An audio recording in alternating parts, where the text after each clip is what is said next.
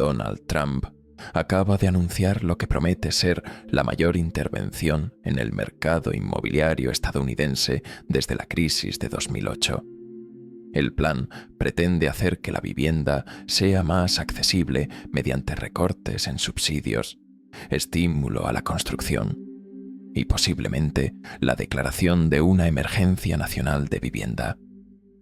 En teoría, el objetivo es aliviar el peso del costo de la casa propia.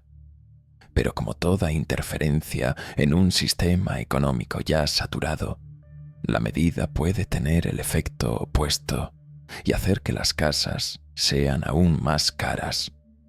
Estados Unidos enfrenta una de las peores crisis de accesibilidad habitacional de su historia moderna. Para entender lo que está sucediendo, es necesario observar la evolución del mercado a lo largo de las últimas 5 décadas, especialmente la relación entre ingresos y precio de los inmuebles. En 1975, el ingreso familiar medio giraba en torno a $12.000 al año. 40 años después, en 2015, ese valor saltó a 56.000 y la proyección para 2025 es de aproximadamente 85.000 anuales. Parece un buen avance, pero los precios de las casas crecieron a un ritmo mucho más rápido. En 1975, el valor medio de una casa en Estados Unidos era de $38.000, cerca de 3 veces el ingreso familiar medio. Ya en 2015, el precio medio subió a $290.000, es decir, más de 5 veces el ingreso de una familia típica. Ahora, en 2025, la casa mediana ya está en la franja de los $410.000, el equivalente a casi 5 veces el ingreso familiar medio. A primera vista, podría parecer que la vivienda es incluso un poco más accesible hoy que hace 10 años, pero la realidad es otra. La diferencia está en los intereses y en los costos mensuales de la hipoteca. En los años 70, quien compraba una casa pagaba en promedio un 9% de interés, lo cual representaba cerca del 24% del ingreso mensual. En 2015, los intereses cayeron al 4%, manteniendo la proporción parecida. Sin embargo, ahora en 2025, con tasas cercanas al 6,5%, el valor de la cuota consume más de un tercio del ingreso familiar antes de impuestos. Este es el corazón de la crisis. El costo de la casa no está solo en el precio de compra, sino en la proporción del ingreso que consume cada mes. Hoy, el estadounidense medio gasta mucho más que en el pasado para mantener el mismo estándar de vivienda. Eso explica por qué el tema de la accesibilidad se volvió prioridad política y económica. Y también por qué cualquier intento de corrección conlleva riesgos de desequilibrios aún mayores.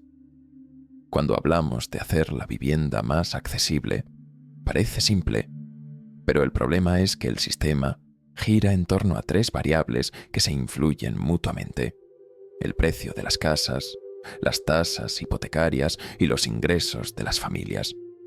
Si una cambia, las otras 2 reaccionan. Es como un juego de equilibrio delicado, donde cualquier movimiento brusco puede derribar todo el tablero. Y por eso, incluso con buenas intenciones, las intervenciones gubernamentales suelen generar efectos colaterales. La primera variable es el precio de los inmuebles. Cuando los precios caen, en teoría, las casas se vuelven más accesibles. Pero eso también pone en riesgo a quienes ya compraron. Si el valor del inmueble cae por debajo de lo que la persona aún le debe al banco, queda bajo el agua, debiendo más de lo que la casa vale. Fue exactamente eso lo que causó la crisis de 2008. Millones de estadounidenses simplemente dejaron de pagar la hipoteca cuando percibieron que estaban atrapados en deudas impagables. Y ese es uno de los escenarios que el gobierno quiere evitar a cualquier costo. La segunda variable son los intereses. Reducir las tasas hipotecarias hace que el costo mensual de la casa baje, lo cual parece excelente a primera vista. solo que los intereses bajos estimulan una corrida por inmuebles. Si millones de personas deciden comprar al mismo tiempo, los precios vuelven a dispararse. Lo que antes parecía una solución se convierte en combustible para una nueva burbuja inmobiliaria. El mismo error que Estados Unidos cometió hace menos de 20 años. Por último, la tercera variable es el ingreso. Si los salarios aumentan, la vivienda se vuelve más accesible sin necesidad de tocar el precio de las casas o las tasas de interés. Pero hacer que eso suceda es otra historia. El ingreso real de las familias estadounidenses está prácticamente estancado desde hace décadas, mientras que los costos básicos, vivienda, salud y educación, siguen subiendo. Es decir, el poder de compra está disminuyendo, aunque los números parezcan mayores en el papel. Ese es el dilema central. Bajar precios crea crisis, bajar intereses crea burbuja y aumentar salarios exige un cambio estructural que ningún gobierno ha logrado sostener. Es dentro de este laberinto económico donde el plan de Trump intenta actuar. La pregunta es si las propuestas actuales aliviarán la presión o simplemente empujarán el problema a la próxima generación. El plan de Trump para enfrentar esta crisis comienza con una vieja dupla que casi nadie fuera del sector conoce, pero que mueve los bastidores del crédito americano: Fannie Mae y Freddie Mac. Estas dos instituciones privadas, con respaldo del gobierno, compran la mayoría de los préstamos hipotecarios concedidos por los bancos. En la práctica, garantizan la liquidez del sistema. El banco concede la hipoteca, vende el contrato a estas empresas y con el dinero que recibe otorga nuevos préstamos. Es este ciclo el que mantiene girando el crédito inmobiliario en Estados Unidos. El gobierno quiere usar este mecanismo para acelerar la construcción de viviendas. ¿Cómo? Incentivando a Fannie Mae y Freddie Mac a comprar más préstamos destinados a la construcción civil y a compradores de bajos ingresos.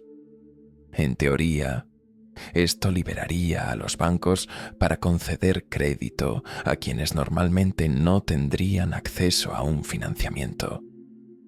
Más crédito significaría más casas siendo construidas y con más oferta, los precios podrían bajar. En el papel parece genial, pero en la práctica es la misma estrategia que antecedió al colapso de 2008. Préstamos fáciles, alto riesgo y una falsa sensación de prosperidad. El segundo punto del plan es más directo: vender tierras públicas. El razonamiento es simple. Cuantos más terrenos haya disponibles, más casas pueden construirse, y una mayor oferta podría estabilizar los precios. La idea tiene sentido económicamente, pero abre otra discusión.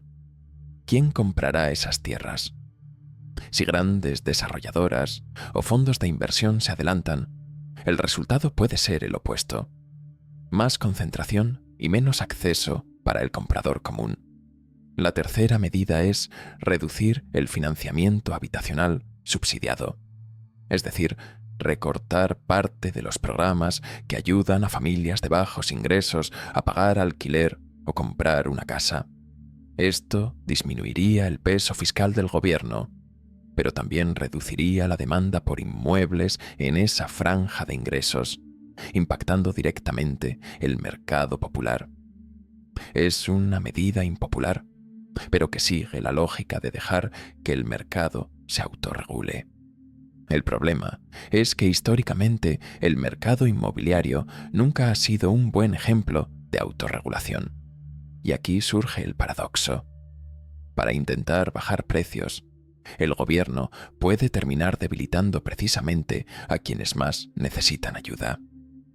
La política habitacional estadounidense, desde la posguerra, siempre funcionó como un pilar de la clase media. Ahora, al mover ese pilar, existe el riesgo de alterar la base de sustentación de la economía. Y eso, en año electoral, es un juego peligroso. La cuarta propuesta es una de las más polémicas: permitir el uso de criptomonedas como parte del financiamiento inmobiliario. La idea es que si el inversor posee Bitcoin u otros criptoactivos, pueda usar esos valores como garantía en una solicitud de hipoteca. En teoría, esto abriría espacio para un nuevo tipo de comprador e inyectaría liquidez en el mercado. Pero hay un detalle que mucha gente ignora. Las criptos son altamente volátiles. Un colapso en el precio del Bitcoin, por ejemplo, podría generar un agujero en el sistema de crédito, poniendo en riesgo tanto a los bancos como a los propios prestatarios. Este tipo de medida muestra cómo el gobierno está intentando adaptar el sistema financiero tradicional a una nueva era digital. Es un movimiento audaz, pero arriesgado, principalmente porque conecta el mercado inmobiliario, históricamente estable, con un activo conocido por sus violentas oscilaciones. En la práctica, lo que se intenta crear es un puente entre dos mundos, el de la seguridad y el de la especulación. Y cuando esos puentes colapsan, el impacto suele ser global.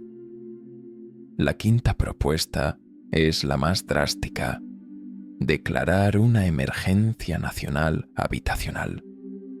Esta medida permitiría que el presidente modifique leyes y regulaciones del sector sin depender de los Congreso. En la práctica, sería una forma de acelerar obras, liberar terrenos federales para construcción e incluso reducir tarifas sobre materiales de construcción como acero y madera. Todo esto podría, de hecho, reducir costos y aumentar la oferta, pero tiene un costo político y fiscal enorme. Una emergencia nacional también abriría brecha para que el gobierno intervenga directamente en las tasas de financiamiento, los criterios de crédito y los incentivos fiscales para quienes compran inmuebles. Sería un intento de controlar el termostato de un mercado que siempre ha funcionado de forma descentralizada. Y si se administra mal, este tipo de control puede generar efectos semejantes a un congelamiento artificial de precios, desabastecimiento, distorsiones y burbujas. En resumen, lo que Trump propone es un paquete de medidas que mezcla estímulo, desregulación e intervención. Cada una tiene potencial para aliviar parte de la crisis, pero también puede crear nuevos problemas, especialmente si se aplica sin coordinación entre los sectores público y privado. Lo que está en juego no es solo el precio de una casa, sino la sostenibilidad de toda la maquinaria financiera que sostiene el sueño americano de la propiedad. Cuando ampliamos la mirada, lo que está ocurriendo en el mercado inmobiliario estadounidense es el reflejo de algo mayor: una crisis global de poder adquisitivo. Las familias están ganando más en números absolutos, pero viviendo peor en términos reales. La casa propia, antes símbolo de estabilidad, se volvió sinónimo de deuda larga, intereses altos y dependencia bancaria. Es un ciclo que alimenta al propio sistema financiero. Cuanto más necesitan las personas crédito, más poder acumulan los bancos. Y es exactamente por eso que este tema toca los nervios de la economía mundial. Lo que el gobierno de Trump intenta hacer es sostener el castillo antes de que se derrumbe. Pero existe un límite para cuánto puede intervenir el Estado sin distorsionar la base del mercado. Recortar subsidios puede equilibrar las cuentas públicas, pero también puede dejar a millones sin acceso a la vivienda. Reducir intereses ayuda al comprador, pero calienta demasiado el sector y empuja los precios hacia arriba. Es un juego de ajedrez económico, donde cada movimiento favorece a una parte de la población y sacrifica a otra.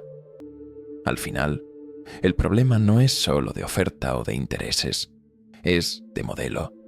El sistema fue diseñado para sostener un crecimiento infinito en un mundo con recursos finitos. Y mientras los gobiernos intentan mantener la ilusión de control, el inversor atento necesita entender que la verdadera estrategia está en anticipar el movimiento, no en reaccionar a los titulares, sino en comprender el contexto detrás de ellos. Cada una de estas medidas es una señal, un indicativo de hacia dónde está fluyendo el capital. Para quienes estudian finanzas, todo esto es una clase práctica sobre ciclos económicos y comportamiento de mercado. Cuando el gobierno interviene demasiado, el capital privado se retrae. Cuando se retira, el capital especulativo toma el control. Y en ese vaivén, quien tiene información se adelanta. Por eso, más que discutir política, el momento exige una lectura fría de los hechos, entender hacia dónde va el dinero y posicionarse antes de que el próximo ciclo se convierta en noticia. Al final, quizá el mercado inmobiliario estadounidense sea solo el termómetro de una economía global que vive de deudas, promesas e ilusiones de prosperidad. Si el colapso llega, no será por falta de advertencias. Y como siempre, no será el más fuerte quien sobreviva, sino el más preparado. Quien entiende el juego antes del pitido final juega con ventaja. El mercado está cambiando ante nuestros ojos. Las decisiones que parecen distantes, firmadas en despachos y anunciadas en discursos, definen cuánto pagarás por tu techo, tu comida y hasta el futuro de tu inversión. Al final, el sistema financiero no es un villano ni un héroe, es un espejo. Refleja la ignorancia de unos y la estrategia de otros.